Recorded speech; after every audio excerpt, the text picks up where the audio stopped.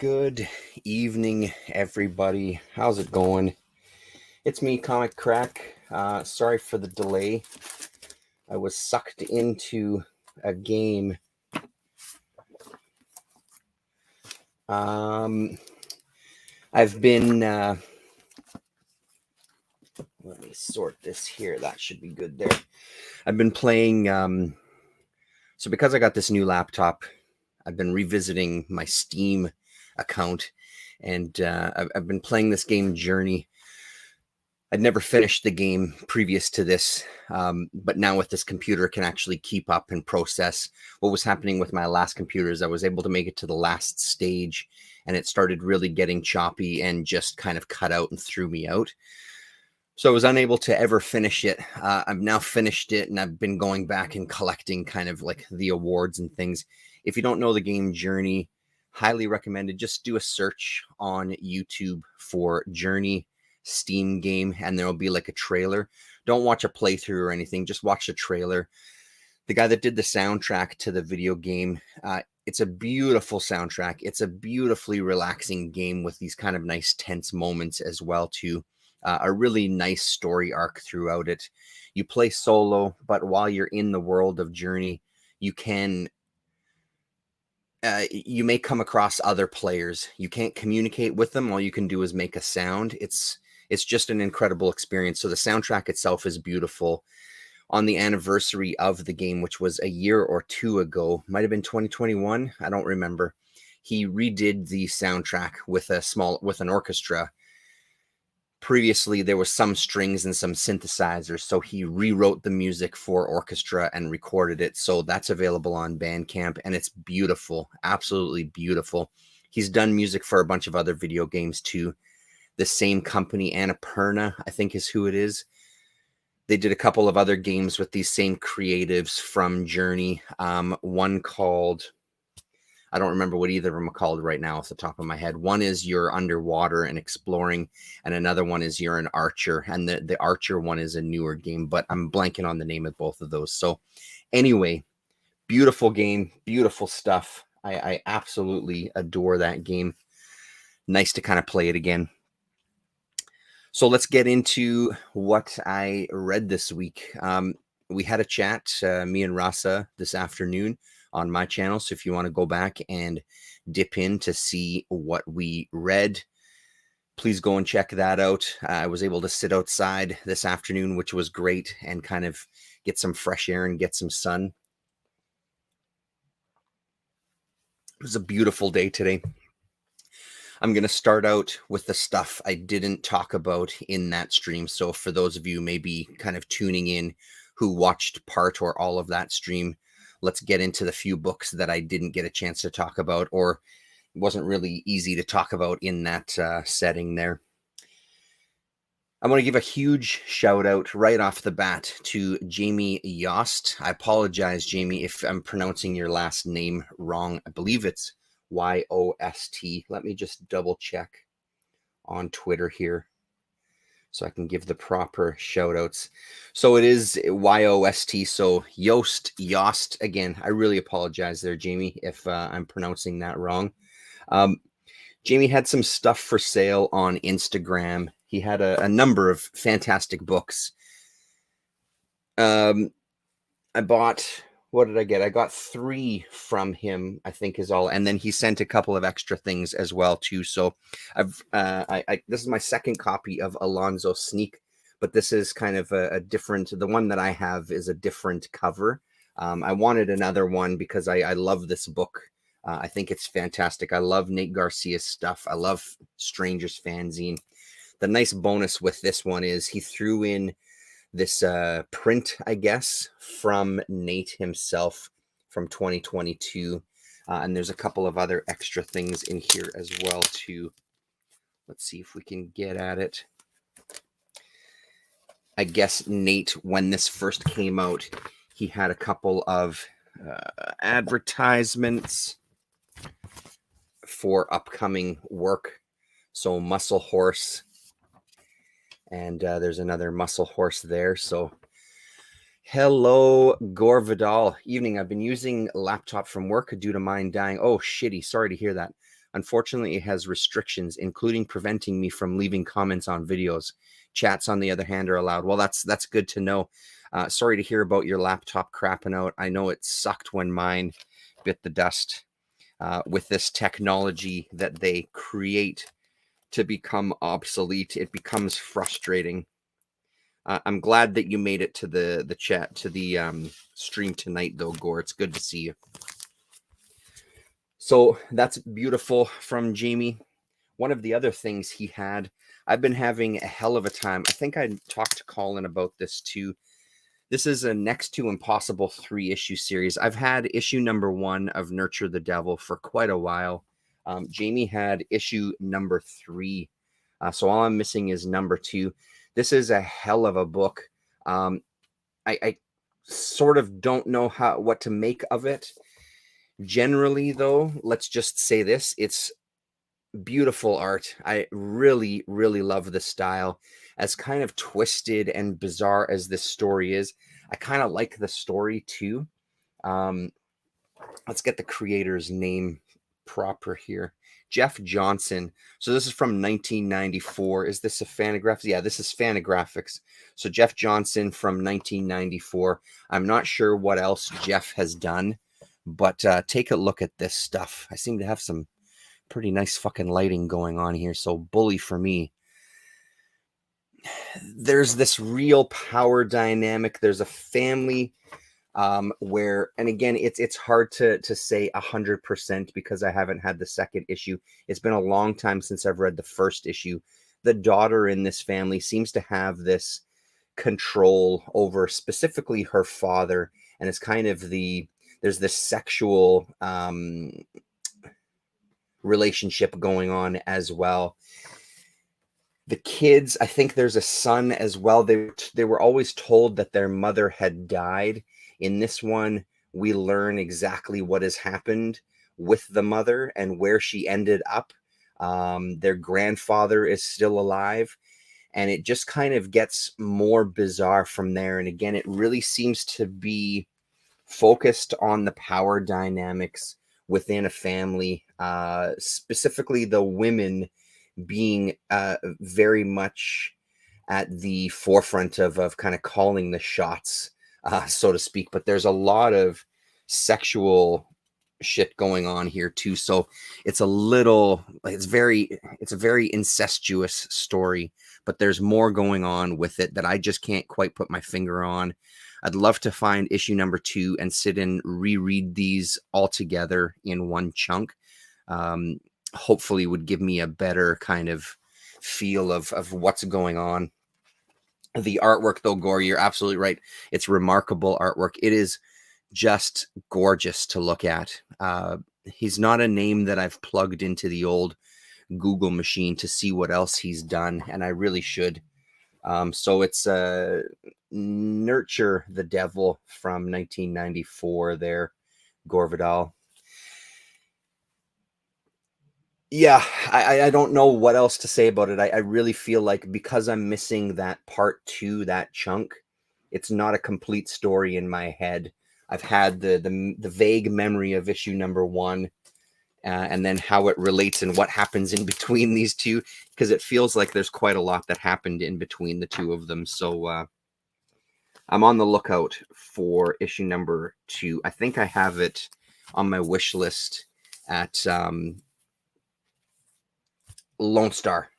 And I mean, honestly, Gore, for stuff like this, the only way I come across this is because it says Fantagraphics books. If it says Fantagraphics books, I'm going to pick it up. If it's a book that I haven't heard about, I'm going to pick it up. So it's the beauty of having publishers and people that you trust. You trust their judgment, like Kitchen Sink. Like Caliber Press. I'm more often kind of on the side of wanting to pick stuff up from some companies just because it's that company, and I'm willing to give it a shot. Fantagraphics, of course, their catalog is huge in the 90s and things too, so there's stuff that I still come across occasionally from Fantagraphics in that era that I've never heard of before. The other thing that I got, we'll sort of jump. The other thing that I got from Jamie was issue number 4 of this 8-issue series called Bao. This is from Viz. Again, I think, was this 99? I think is when this was. So Jamie had a bunch of these, and potentially a buddy of his was looking to buy them all. I guess that didn't pan out. So lucky me, I got issue number 4, which was the last one that I needed, and I was so goddamn excited. This is a phenomenal little manga series. I really, really enjoyed this one. Even though there's a lot going on here that's pretty standard fare, I feel like this one takes a couple of turns into areas that I was kind of not expecting. Not in so much as storytelling, but with the art. There was this kind of shift in the art, and I'll show it off a little better in issue number 6, is where it really sort of resonated with me that there was something different going on here.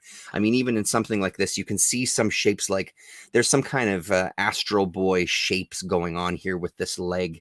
So there's a lot of kind of what I would associate with more standard anime and manga specifically, type of design, but there's an extra bit of like roundness to the features and things. Even on a face like that, it'll become more apparent when we look at the other issue. One of the things that I was really impressed with, there's some very unusual onomatopoeias, some sound effects going on here. And of course, all of the sound effects were done when this was translated into English. There's some chances that are being taken on this and make it a little more cartoony. Like that sploosh is more cartoony, and it's almost into an area where you wouldn't really expect it for something that is kind of, it's a pretty violent, intense story at times. So that kind of use of the lettering for these sound effects, I thought it would be a little more jarring, but again, as it kind of goes on, it fits really, really well in this kind of hyper realistic, extremely cartoony kind of world. I talked about this a long time ago, but one of the basic premise of this story is there's 2 main characters. One is our main character, who is this Bao, and these Bao are these parasites that the government is doing experiments on. Again, it's this super soldier type of scenario where they're putting these parasites into animals, and in this case, a human, and it slowly gives them more and more powers, and it takes over. When their sort of survival instincts kick in is when the Bao kind of comes to life and unlocks a bunch of special abilities and superpowers. But the longer the Bao is attached to your brain stem and kind of controlling you, the more you transform further and further away from, again, in this specific case, from being a human being. There's the panel I used for today's image. So this is kind of that type of story. So he was being transported to this facility so they could run tests on him as he was continuing to mutate. Also on this train was this little girl who's got some ESP, and she's got some powers that are untapped. And it's the same kind of idea. They wanted to get both of them. Even that splorch there, same thing, like so cartoony, but I absolutely love it. They want to do the same thing to her. They become friends, and then it's kind of a battle for their lives, I guess. And it kind of develops from there. So there's not much going on in this story that is necessarily incredibly mind-blowing. It's a real Dragon Ball Z kind of look to these faces, I find. But it's a sufficient enough story to kind of keep things moving, and there's some really good action scenes. We get some really interesting little side characters. In one of the issues, they run into this old couple who are living on a farm by themselves. Their kids are long gone. Glorish. Ridiculous, but beautiful. So overall, though, fantastic book. Really, really love it. Let's take a quick look through issue number 6 here to kind of show you maybe a little more of what I mean. Where can I put these? I'll put those over there.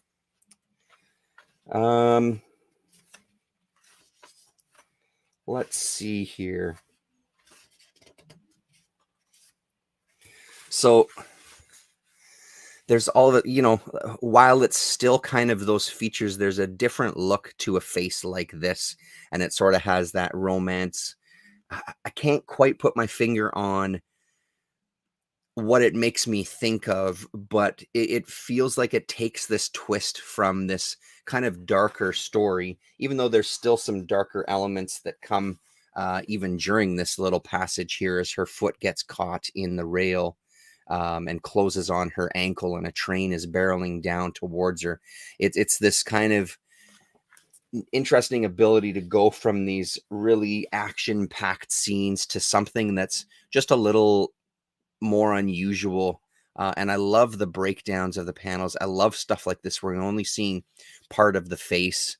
And I guess also, if you think of like the railroad tracks, there's a nice kind of sort of mimicking that idea in panels like that, these long, thinner, tall panels. And of course, our main character, whose name I'm actually blanking on right now, but he, of course, comes to save the day. And of course, he's going to save the day at the very last second.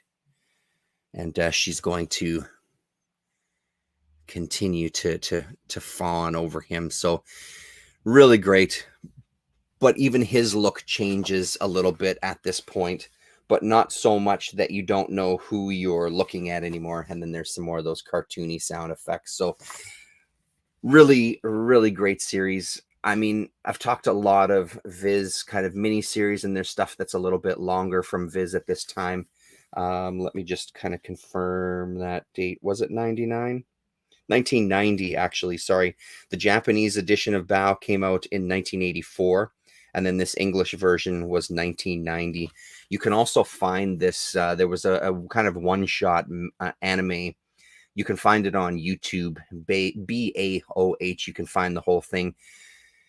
Oftentimes, I was talking to Rasa this afternoon about it. Oftentimes, when there's kind of an anime and then you read the manga, it's not kind of a hard and fast rule, but some of it I end up enjoying both equally. In this case, I enjoy the book way more than the anime, and the anime kind of takes it into that. It really kind of digs into that action and the violence. It really sort of sticks into that. Whereas this one, I feel like strays a little bit, and which isn't a bad thing by any shot. So, at the end of the day, Jamie, thank you very much. I really appreciate it. It's fantastic. Again, one of the beautiful things about doing YouTube and kind of being in this world of all of us talking comics and things is not only the people you meet, but the kind of trades and sales and all sorts of stuff that can happen. People spread out across the globe, having access to books that maybe you don't have in your own city. So it's really nice to be able to fill in gaps, because it's just not a series that I find around here. So that's great to have that finished off there. I'm surprised it came out in English in 1990. I don't remember seeing translated manga at comic shops in Austin and Houston when I lived there at the time. Maybe I overlooked them. Yeah, I mean, there was a lot of stuff happening with Viz around that time, and even earlier than that. And then also Eclipse too, putting out like Mai the Psychic Girl, etc. But I can't imagine that stuff was widely distributed. I can't imagine that it was kind of out there in any great numbers all over the country. I'm sure there was pockets of it. So that's it for that. What else did I not talk about this afternoon? I didn't talk about these. Let's stick Fantagraphics just for a minute. I don't have too much to say about this, but a quick update. I did read issue number 18. I don't know, probably 3 weeks ago, maybe even a month ago at this point. So I picked up 18, 19, and 20 on one of the last trips that I made out to, cover to cover. Nothing huge to say about these other than I'm still enjoying it. These were pretty good issues. 18 and 19 were pretty fantastic. They focused on Bitchy Bitch's relationship with Kenny, I think is his name, isn't it? I believe it's Kenny. And we kind of leave off with Kenny. She's been avoiding his phone calls. Kenny finally confronts her and comes over to kind of share some photos. Kenny is the guy that she met when she took a vacation. She ended up kind of going to the same resort as him, and they ended up having sex. She regretted it almost immediately. And now Kenny is kind of thinking that maybe there's more of a relationship going there. So this first section here, the internal dialogue between the two of them is pretty fantastic, as he's sort of, you're just like all those other whores out there. You think you're way too good for us men. All you want are shallow, slick studs like you see on TV. You don't care about real human beings with feelings. You're just like animals waiting for the male with the biggest horns to show up. You think men are as superficial as you are. And he keeps kind of going and going. And she's having this internal dialogue of what she should do, because he's got his hand in his bag. And she's like, what if he pulls out a gun and kills me? What if this guy goes ballistic? How am I going to handle this situation? How am I going to get this guy out of my apartment? But then we also get her starting to get mad at him as she sort of fantasizes about what he thinks an ideal female is, or guys like him. So there's a lot of like generalizations coming from both sides, because eventually she just, in her normal way, she just finally just loses it on him and starts berating him and talking about what guys expect out of women and et cetera, like this type of idea that you just want to have basically a mother who's going to cook for you, change your diaper, be available to you when you want to have sex and things like that. And so it's a really nice back and forth between them, as they're both kind of falling back on their stereotypes. The one shocker element is when they finally do separate, we get Kenny having a conversation with himself and talking about, he actually did have a gun with him. He had his hand on the gun when he was in the interaction with her. So it kind of ups this level of making you look back at it and going, wow, that really could have gotten out of hand. So I don't know, man. There's something about Roberta Gregory's stuff that I do really enjoy, even if sometimes it feels, oh man, I don't know how to put it really. It doesn't feel forced. That's not the word that I'm looking for. There's something to it that seems a little kind of basic. That's not even the right word either. It feels like she's treading the same waters potentially, issue after issue. But the thing is, there's enough interesting things going on within it that it still gives you a little bit of a different viewpoint to it. It still is engaging as a reader. So is it something that I'm going to continue? Absolutely. I'm curious to see where this goes. I'm curious to see what else she ends up doing. So even when you come out of an issue like this, or issues like 18 and 19, then she'll do a bit of a swerve on you. And in this one, she ends up focusing on somebody else within her office and what her life is like. So again, they are not friends. Bitchy Bitch hates this woman. Sylvia is her name, who's sort of her kind of manager of her division in this office. And this one is kind of brutal. You end up feeling for Sylvia, even though she's a little bonkers and she's sort of a bizarre woman herself. She's always going to these retreats. She's, heavy into this motivational tapes and books. She's the kind of person that would be into like crystals and harnessing energy and power and things. So we get a little bit of an insight, whereas up to this point, we've always seen her very superficially. And of course, we've only ever really seen her through our main character's eyes. I keep calling her Bitchy Bitch, even though that's not her real name. I just can't remember her name right now. Let's just see. The other thing that this one shows and does very well is this office dynamics. There's not a lot of characters. One of the things I do have to say that I enjoy about this book is you're hard pressed to find a good character in this book. Every single character in this book is flawed in some way, but once you start to kind of see a little more into their lives, you do get a better sense of who they are as people. So it's really well done. This was a very enjoyable issue.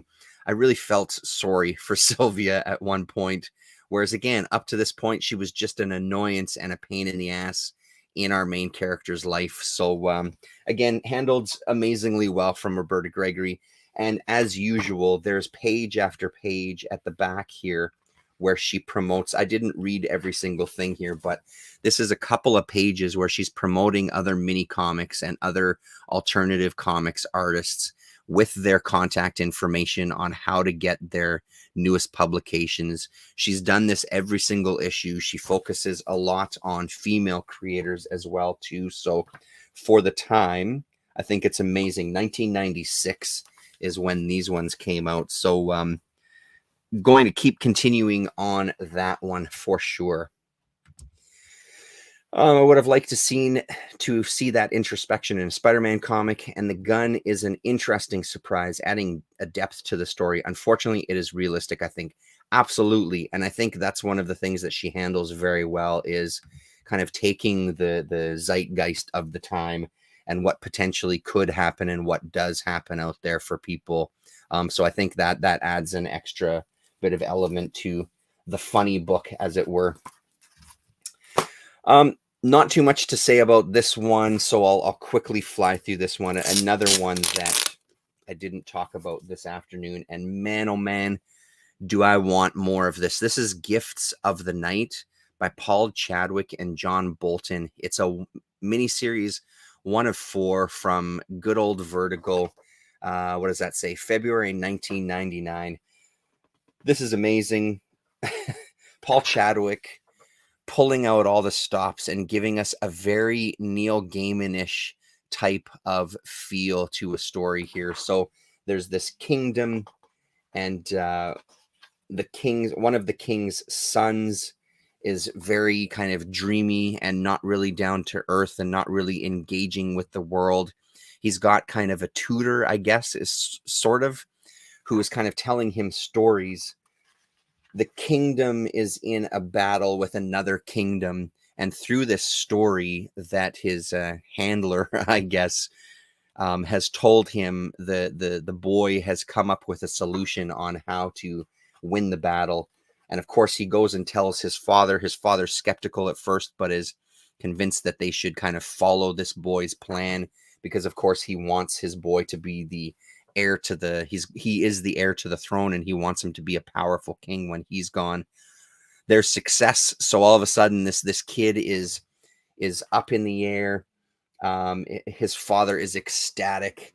Now his son can do no wrong, whereas before I think he kind of looked down on his son as a little bit worthless. So it kind of changes their dynamics.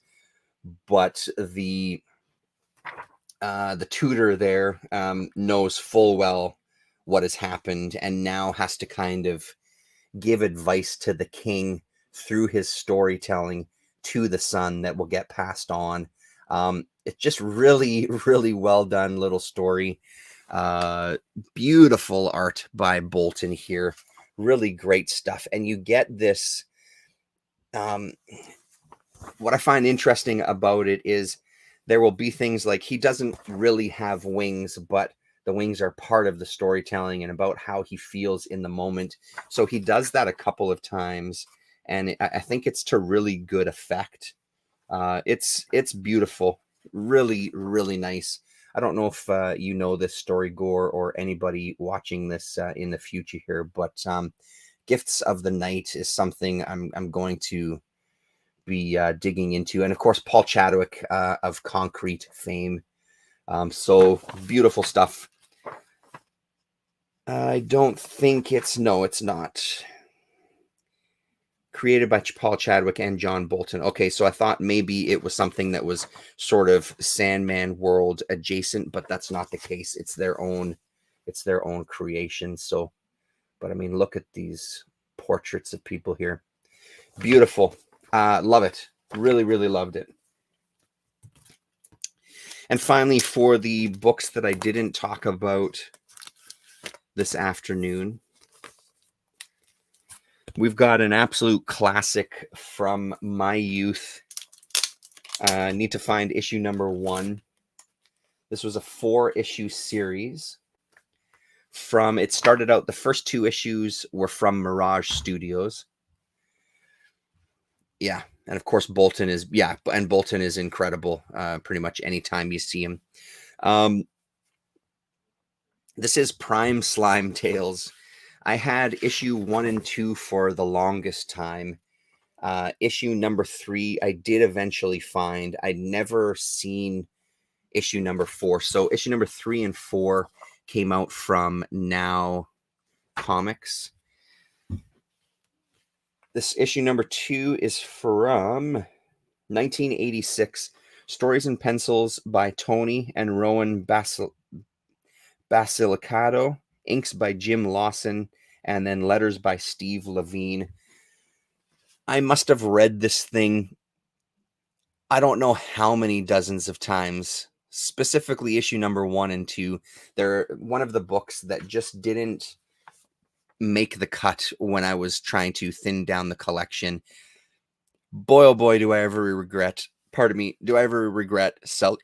those. So I'm really on the lookout for number 1 to kind of get these books back in my collection. One of the things that I'll say about this is the art drops off dramatically and instantaneously. The first 2 issues look like this. The third one takes a step down, and the fourth one is almost unrecognizable as part of this universe, which is unfortunate because the 4th issue, the art is so bland that this story itself is really, honestly, not very interesting. It's not really good. It's not really that funny. There's nothing about it that screams rush out and get it, other than I just love the style. And I mean, looking at it again recently and reading it this week rather, it makes sense to me a little more when I rediscover stuff like this, why I like the books that I like at this stage. Because like I said, there's panels and pages of this that are etched into my memory, and just looking at this, no wonder I love the way the Teenage Mutant Ninja Turtles first volume stuff look. No wonder I'm into the black and white books that I'm into these days, and have been obviously since I was a teenager picking this stuff up. Just a really fun little title, more kind of Looney Tunes-ish, obviously, by the cover there. But like I said, this is definitely not one that you need to rush out and get. I would just say if you see it in a 25-cent or a 50-cent bin, and you're feeling a little adventurous, give it a shot, because I think it looks really incredible. So that's issue number 2. I'll show you a couple pages from issue number 3. So you can see already in issue number 3, there's still a little sense of that style there, but you can already see the changes happening. Let's get is it the same creators on this here? Let's double check. I believe it is. Look at this. That's great stuff there. That's a pretty good page. Good hands. Let's see. Are we going to get a good credits page here? I'm pretty damn sure it's the same creators, but I don't want to assume before we have a look here. It's the frustrating thing with some of these comics. So this number 3 is from 1986. Tony Basilicato is still listed here as someone to address things to, but I'm not seeing proper credits here, unfortunately. Let's see. Oh, look at this. Beautiful ad for the Jam inside there as well, too. Matrix Graphics. And then issue number 4. Honestly, I started just skimming through this.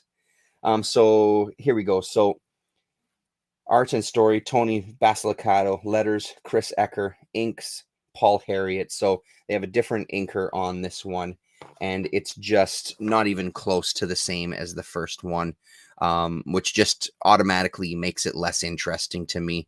We get introduced to some new characters as well. I'm guessing that this is something they wanted to kind of have to be a long-running series, but it just didn't turn out that way. A fantastic Eben ad in here. It's a book that I've seen this ad quite a bit recently, especially with talking to or reading Ninja Turtles stuff. There's mention of Eben, and there's been a couple of ads in a number of the books. So this will be the next one that I'm on the hunt for, to give it a shot. I mean, at this point, I feel like I've got to give it a chance here. But yeah, really kind of just boring art. Nothing really to it. So kind of a bummer. 1 and 2 would be the ones to get your hands on. Prime Slime Tales, great title, absolutely. Do you think you would have appreciated the books you love now if you hadn't been exposed to these books as a kid? I mean, that's a good question, Gore. I honestly don't know. I feel like it's not just relegated to comics when it comes to my tastes for the unusual. So I like to think that I would probably still be interested in this kind of thing, just because I just have such a fondness for anything that's off the beaten track. Even though black and white books in the 80s were the kind of boom and then the bane of the industry, and they were popular with a lot of people. So it's not necessarily things that are unknown to people. And especially if you're going to be associated with Mirage, I like to think I would still like that stuff. But I think that, like all of us, the stuff that we were exposed to as a child is going to come back and still hold that place. So, I mean, for me, next is I want to get those Crazy Peckers again. I'd love to read some Captain Carrot. I was big into all of the the funny animal books, so I'd love to pick up a couple of more of those types of books to just see them again through my new old man eyes. So that's it for the stuff that I didn't talk about this afternoon with Rasa. The last ones I'm going to kind of go through. There's not much left. What have I missed? Did I miss something? No, I talked about... No. So still continuing with Teenage Mutant Ninja Turtles, sticking with Mirage. This is issue number 14. Sort of relating to the Prime Slime Tales. One of the things I'm realizing, so this is still in the era of Kevin Eastman and Peter Laird. Instead of working together on a book, one issue is Peter Laird, one issue is Kevin Eastman. What I'm finding out like immediately is that I really do prefer Peter Laird.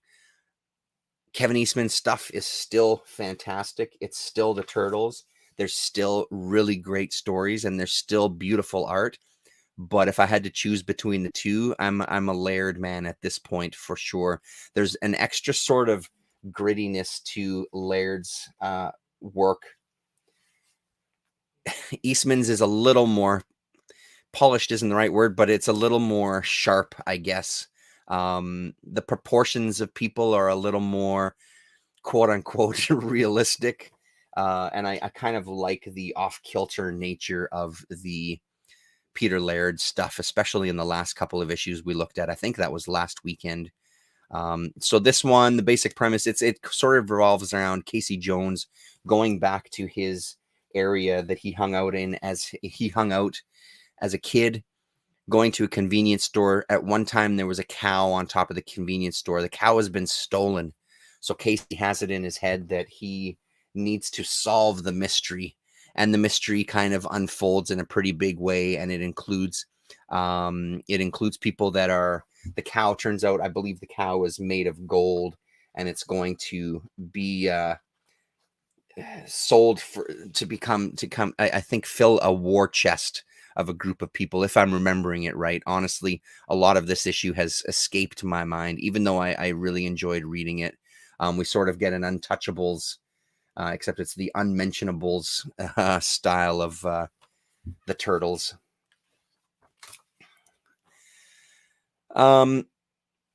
I've always preferred Amy Irving April to all the others. Okay, so the April in this one here, Gore, this one, or the television one where she's a reporter.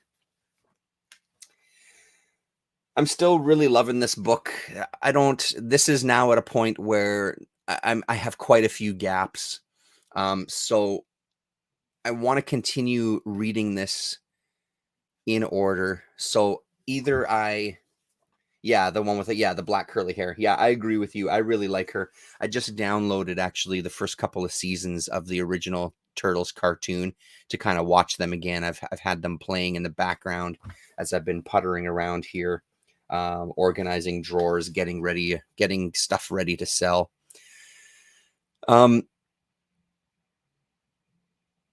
Yes, I want to read this in order. So I'm at a point where either I continue to read the digital ones or I kind of wait to get the physical copies. I really want the physical copies, to be honest. So I may kind of wait a little bit. I don't know when our next mini convention is, but it is summer. So I feel like there's bound to be one coming sooner than later. And I'm looking forward to keeping up with this. It's so good. It's so good. And that's not a shock to anybody, but I'm just loving that book. Starting to wind down here. The last kind of book that I read the complete thing. There's two more books to talk about. One I've completed, and the other one I've just kind of started. So 204 Comics. Let's see here. I've never seen the cartoons. As for the films, I just jumped through and stopped at the Megan Fox scenes. Gore Vidal, Megan Fox is a gorgeous woman. Just kidding. I don't actually do that, but I do like Megan. It's because she's a babe, Gore Vidal. She's an absolute babe. You know it. I know it. The world knows it. 204 Comics had a sort of yard sale happen in their shop. With all the collections that they've bought recently, there's a lot of softcover and hardcover books, comic strip reprints that they just don't know what to do with. So he's decided, let's just do a huge blowout. So he had a table filled with books. When the table starts to get empty, he'll replenish it with more books. He had $3 soft covers and $5 hard covers. Next weekend, he has I think he said about 10 magazine boxes filled with stuff. I imagine that 90% of that is going to be, or 75% of that is going to be Conan the Barbarian. I'm sure there's going to be a mix of other stuff. He had some amazing books on that table. We're talking things from like I said, a bunch of comic strip reprints from Kitchen Sink, some Fantagraphic stuff, Terry and the Pirates, for example, etc. A lot of he had some Far Side stuff. He had some Herman stuff as well too.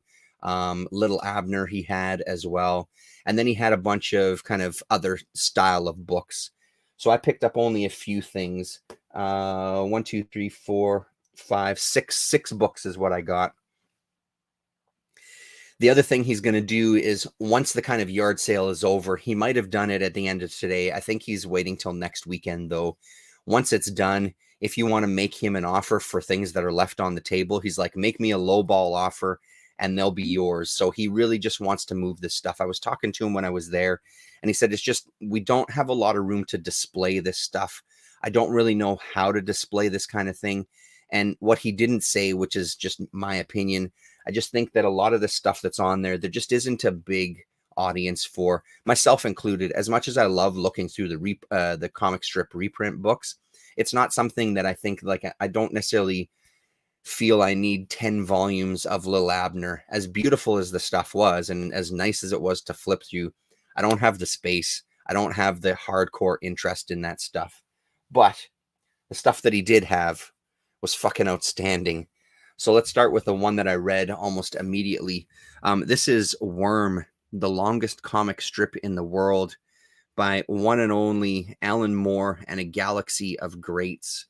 So, and when he says a galaxy of greats, it's 125 British cartoonists.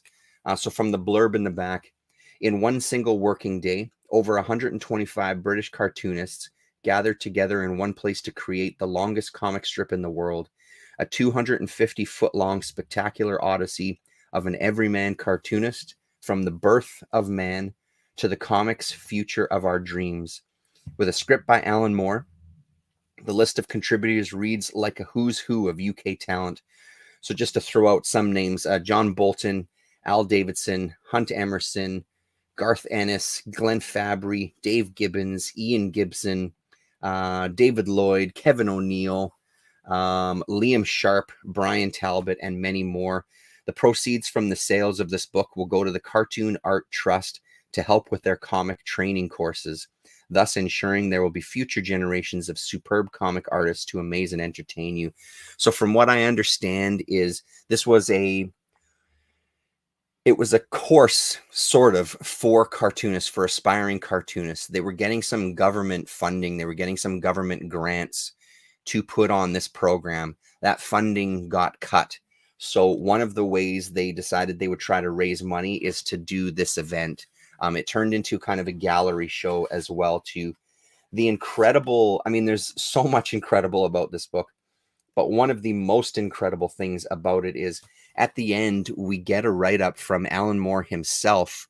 He basically broke the story down into 5 parts, and he gives you the notes in the back of exactly what he gave to the artists.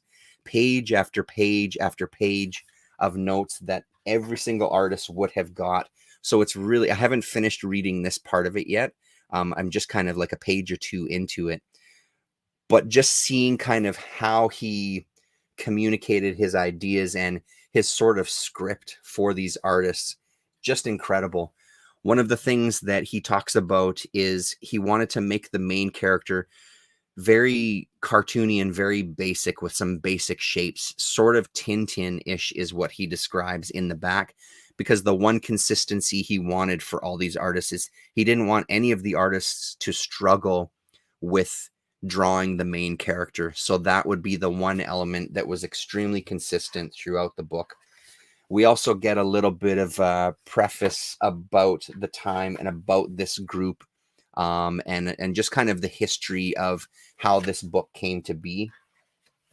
Once it was done, we get some photos too, which is killer. Once it was done, it was posted in an art space on the wall, and people could come in and walk through the room and read the comics. So each page is broken up into 6 panels, and at the bottom of each page, we get a breakdown of who appears, and they do it for every single panel. So for this first page, Robert Bliss appears twice, Steve Bliss appears twice, and then Brad Brooks appears twice. So you get a nice layout, so you don't have to keep referring back to the front, where it's the list of illustrators there, which is just enormous. Covered by Simon Bisley as well. So well done. The story itself is pretty basic. It's interesting. It's an incredible kind of experiment, bit of business. I don't even know how to describe it exactly. It's just a really incredible thing to try to go for. So the interesting stuff comes, of course, later on, where we get this historical element, first of all, with man creating stories for the first time by drawing cave drawings, basically, to tell stories. So we go through history and the importance of each of these particular societies, how important it was to just kind of have someone in the role of storyteller to kind of keep their history going to some degree. At one point, though, we do kind of get to, I believe this is 1990, isn't it? Let's see. Oh, sorry, 1999 is when this was published. So at some point, we do get into kind of like the 80s and 90s. It starts off with our creator working at an animation studio, and just the treatment of the people working at these animation studios. Again, the idea is that you're putting in all this work for a company. You're not getting paid very much. You don't have the rights to anything that you've created. And then, of course, Alan Moore can't stay away from taking a jab at mainstream comics. What does he call them? NY Comics, I think, is what he calls them. Where's that page here? Yeah, here we go. New York Comics. So I imagine that's Marvel and DC kind of combined, and talks the same kind of thing, like the pay. And you can see here, for example, an editor or somebody kind of setting fire to a page of original art, just kind of talking about basically how they feel about your work and the blood, sweat, and tears that these creators are putting into their work. our main character has finally had enough, and he decides to do a strip, the truth. He's going to unveil the truth and talk some truth and put it out there. It's incredibly well received by the public. My Life and Art, and it sort of kind of transitions into a what if, and Alan Moore's idea of what potentially is going to happen with these artists in the future, which is they're going to be revered and held in high regard. There's going to be museums. There's going to be museums open that people can come and worship at the feet of cartoonists. There's going to be theme parks that have these cartoon characters or these comic strip characters. There's going to be statues of the fabulous Furry Freak Brothers that people kind of sit at the foot of and smoke dope, which kind of is a throwback to what I was saying about the fact that there's now a free comic book day, Fabulous Furry Freak Brothers book, which just blows my mind considering. So it sort of turns into an imagining what it could be like in this changed world, and how these artists are appreciated for what they are and the hard work that they do. And it kind of comes to an end there as our artist dies in the story, and we come back to our creator who's drawing the book that you've just read. So really, really amazing. I'd never heard of this. It's not something I've ever seen before. Every time you turn around, Alan Moore's name is on something different. So this was a really sweet score. I'm glad I got my hands on it. I'm glad that nobody else picked it up off that table. You're right. Looks like Tintin's rebellious brother. Yeah, absolutely. Yes, I was stunned by that Freak Brothers comic when I saw it. Most people here didn't pick it up, unfortunately. Yeah, I think it did pretty good here. I mean, it boggles my mind though that book is in the mainstream the way that it is. But again, like I've said before, I never thought I'd see a day where weed was legal here in Canada. I just never thought I would see it. And there's dispensaries all throughout the city. There's more dispensaries than there is Tim Hortons coffee places here, eh? Another one that I've started reading, this is another one from that same pile. Then I'll just kind of show you the last few books that I haven't started reading yet. Fernando Fernandez, motherfucker. I've talked a long time ago about his version of Dracula that I think it was Catalan put out. Pretty sure, because this is also Catalan. Man, do I love that book so much. It's gorgeous. So they had a book, Zora and the Hibernauts, from Fernando Fernandez. I don't know if this was also, this is from January 1984. I don't know if this was also, he draws gorgeous women gore. It's unbelievable. And there's also a lot of kind of Alex Nino type of shapes and things going on here as well too. So I think this appeared in Heavy Metal magazine as well. I'm not 100% sure. So we get a little bit of a forward from Julie Simmons Lynch, who at the time was the editor of Heavy Metal. And then we get a little bit of a brief history of Fernandez himself and the comic strips. We get a couple of samples of the comic strips that he started work on. And then we also get a look at some of his covers. And the covers to me are the most interesting thing, because this book feels like a series of pulp novel cover illustrations that he's just put into comic book form. One of the things that she says, that Julie Lynch says, is that it's amazing to look through this and see the different styles of art on every single page, from like full-blown painting to black and white to kind of pencil crayon and that sort of thing.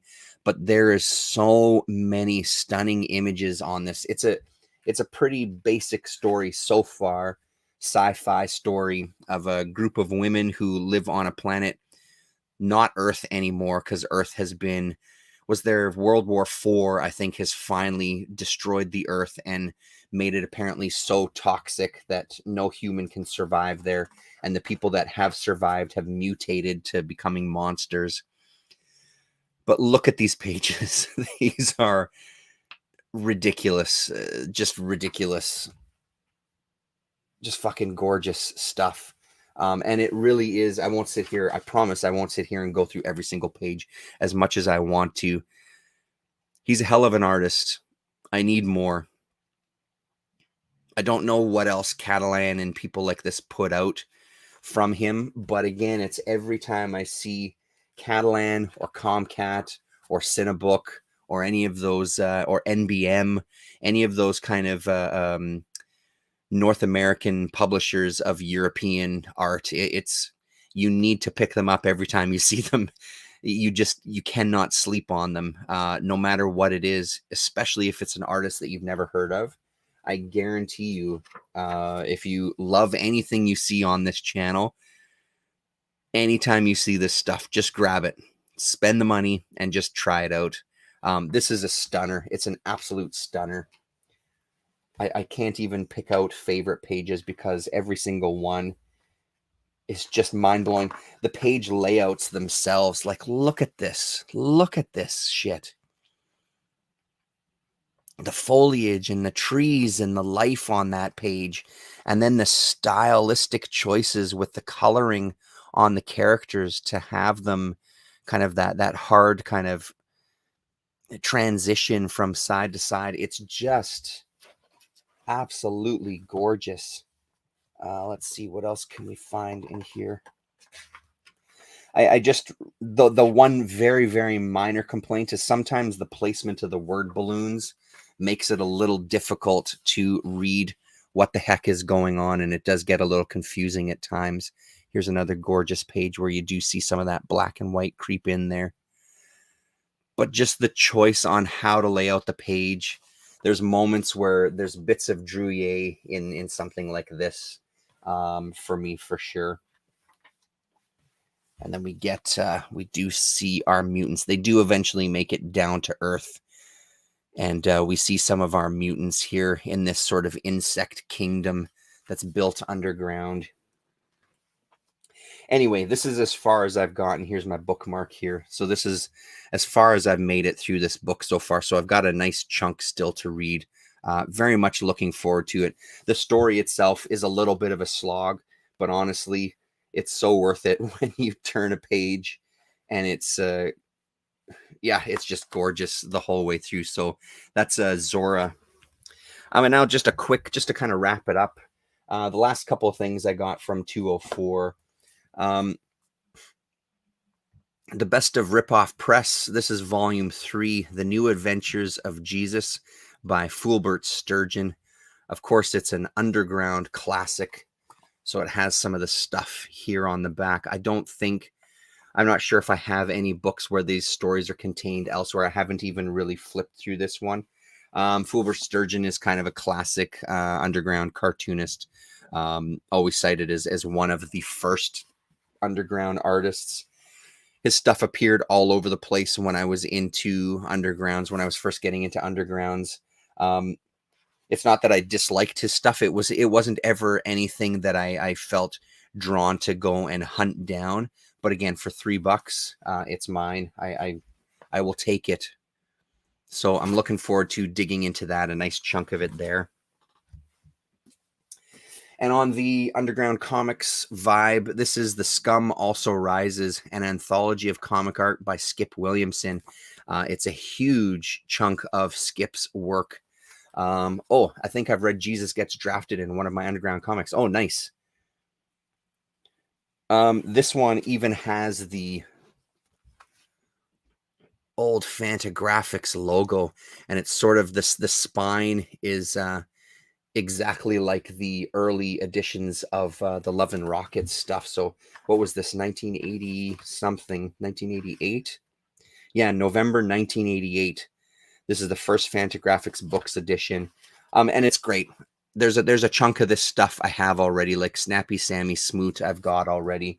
So a lot of, especially the early stories, I have in comic form, but there's a lot later on in this book that I've never seen before. So I'm looking forward to this. He's got a great style. I've always enjoyed his stuff when I've read it. Again, he's not kind of top tier underground artist for me personally, but maybe that'll change by the time I dig into this book. This might propel him all the way up there. So that's cool. 2 more books to go.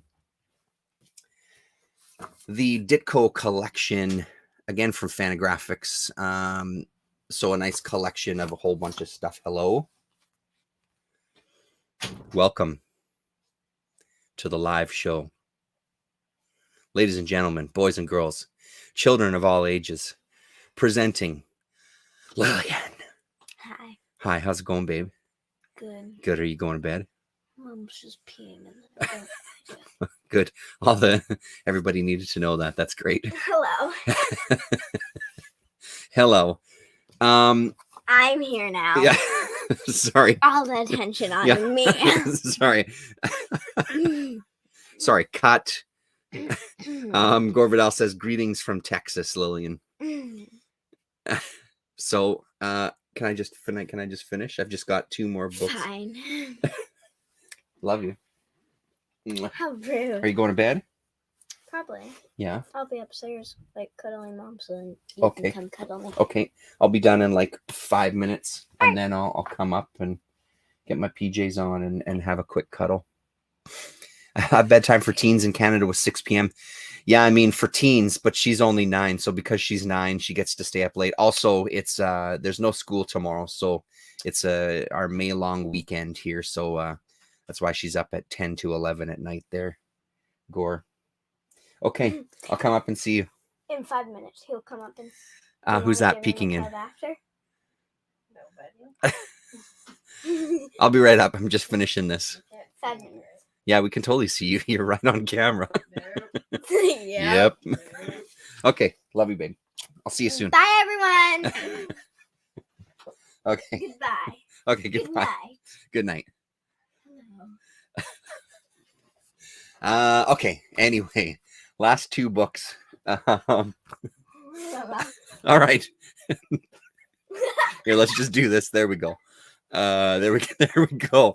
Let's do that. Perfect. Okay, love you. Okay, love you. Okay, night. See you in 5 minutes. Yeah, I'll see you in a minute. Goodbye, everyone. So the Ditko collection, another one from Fantagraphics. You're not kidding, Gore. 100% right. Fantagraphics, another one from.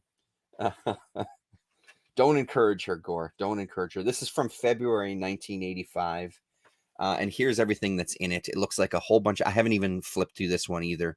There's a whole bunch of Mr. A stuff in parts 1 and 2 of this book. I don't know how many volumes this went, but this collects a good chunk of his Mr. A stuff, which is killer. I've got little bits and pieces, but this will be nice to kind of. I don't know, honestly. I don't know how much of this I will dig into.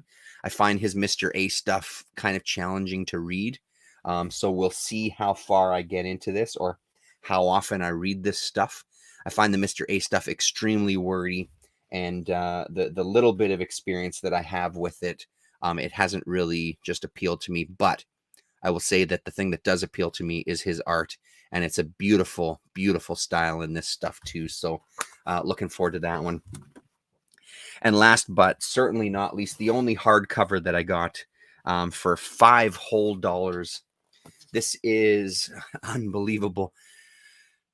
Rocco Vargas, Daniel Torres. I believe Daniel Torres is his first name there. This is from Dark Horse Comics. What year is this from? November 1997. So this collects I think this collects everything Rocco Vargas. There was 4 albums that came out of it, I believe. Someone in the chat or someone in the comments later might correct me if I'm wrong about that. I've got 3 of the volumes. So this one collects everything that I already have. And there's the added bonus of an extra story in here that I've never read before. So I love his art. I was doing kind of a side-by-side comparison. It's beautifully done. It's almost identical to the stuff that I have already. The only thing I would say is it's a tiny bit darker. The blacks in this one are a little bit darker, which is good and bad. Yeah, for $5, I know it's ridiculous, but his style is beautiful. I love the books already. There's some questionable characters in it. There's one guy with big lips who's colored green, but we all know that that ain't the way that it was intended, probably. I don't know, actually. I shouldn't say that. I don't know if the character was colored any differently in the original stuff. But I mean, these pages, like, it's stuff like this. His movement, the way he moves his characters around is stunning to me. And this is quite a page to open up to. That action right there, shooting, is beautiful, and hitting, and just the movement and everything is a stunner. It's a total stunner. If you don't know this stuff, highly recommended to kind of keep an eye out for it again. But it's beautiful, and this is a sturdy volume, which is great. We also get, in between the stories, we get some character sketches as well too, so a little bit of a bonus in there. And at the back, what do we have at the back? Nothing at the back, so no other extra material other than that. Do they have a little bit of a forward? Yeah, we get a forward as well too, along with some beautiful illustrations, including this. Look at this double pager. Yeah, it's a killer, man. I'm really looking forward to digging into this again. That's probably on the agenda for tonight, actually, to sit and read those. That's it. I'm gonna be selling some books on the local Facebook Comic Addicts group to be able to build myself a little kitty to get to 204 next weekend. I'm really excited about whatever magazine bins he puts out. If it's even close to this, my hope is that there's some stuff also from Fantagraphics and Kitchen Sink in those magazine bins. It'll be the kind of thing, though, that I want to try to get there for as soon as they open. And I'm hoping that at that point, he still has some hardcovers and soft covers left, and some new stuff on the table, because I'm going to have to make some space on these damn shelves there, Gore. I'm going to need some new shelves, I think, my friend. So thank you very much, everybody, for hanging out. Nice to see you as always. Good seeing you. I've been reading Chaykin, Spider-Man, and European trades. Oh, boy. And looking for a new laptop. Well, hopefully you can find something sooner than later. I don't know if there's a used market for electronics down in Texas, but let's hope you can find something. Looking forward to some videos, Gore. I do see that you had something recently, and I'm blanking on what it was. I need to go back. I haven't watched a boatload of comic-related YouTube lately. I've been going down these other rabbit holes of wrestling, believe it or not. All of a sudden, that kind of came up in my recommendations, and I've been watching these behind the scenes and stories from in the ring and kind of breaking kayfabe, and they've been very entertaining. Oh, that's right. The Elektra one is the one that you uploaded. Yes, I'll watch that tonight for sure. Okay. Thanks a lot, everybody. And we'll talk to you next week. Later.